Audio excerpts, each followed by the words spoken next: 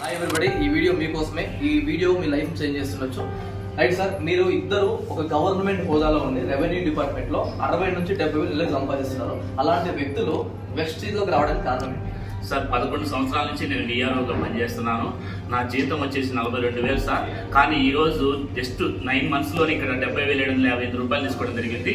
ఇక్కడ మనకి passive income అనేది చాలా చాలా ఇంపార్టెంట్ సార్. అది వెస్టీజ్ బిజినెస్ గురించి క్లారిటీ అనేది ముఖ్యం. ఈ క్లారిటీ అనేది తీసుకొని ఫేకా రియలా తెలుసుకోవడానికి మీరు ఒక మీటింగ్కి వచ్చి క్లారిటీ తీసుకోవాలని నేను మిమ్మల్ని రిక్వెస్ట్ చేస్తున్నా సార్. ఇది మంచి ఆపర్చునిటీ, మంచి అవకాశం, తెలుసుకోండి sir. Thank you sir, thank you so much. ఇంకొక విషయం ఏంటంటే చాలా మంది బిజినెస్ ఫేక్ అని చెప్తున్నారు. మరి జెన్యూన్ అని చెప్పడానికి మీ దగ్గర ఆన్సర్ 2023 జూన్ 21 తారీఖున ఈ భారత పార్లమెంట్ లో లోక్సభ రాజ్యసభలో బిల్లు ప్రవేశపెట్టి భారత రాష్ట్రపతి చేత ఆమోద ముద్ర వేసి గెజిట్ రూపంలో తీసుకొచ్చారు sir. Complete legal business sir ఇది.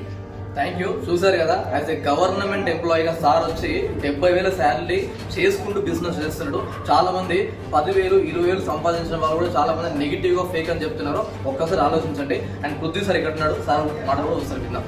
సార్, గవర్నమెంట్ అంటేనే రెవెన్యూ డిపార్ట్మెంట్లో ఉండి మేము జీవోస్ పాస్ చేసి అన్ని ఇంప్లిమెంట్ చేసేది మేమే వచ్చి చేస్తున్నామంటే మీరు అర్థం చేసుకోవచ్చు.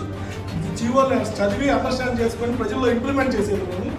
2023 డిసెంబర్లో government of India GO pass చేసింది, గెజెట్ ఇచ్చేసింది.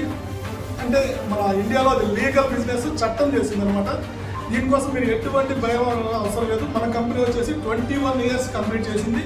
ఇది ఫారిన్ కంట్రీస్లో ఇది ఆల్రెడీ లీగల్ అయిపోయింది, ఆల్రెడీ ఇంప్లిమెంట్ అవుతున్నారు. డెవలప్ అయిపోయిన కంట్రీస్ అన్నీ కూడా ఈ డైరెక్ట్ సెల్లింగ్ ఇండస్ట్రీ వల్లనే డెవలప్ అయినాయి అని చెప్పి మన ప్రధానమంత్రి మోడీ గారు మన దేశంలో కూడా దీన్ని డైరెక్ట్ సెల్లింగ్ బిజినెస్ని లీగల్ చేయడం జరిగింది.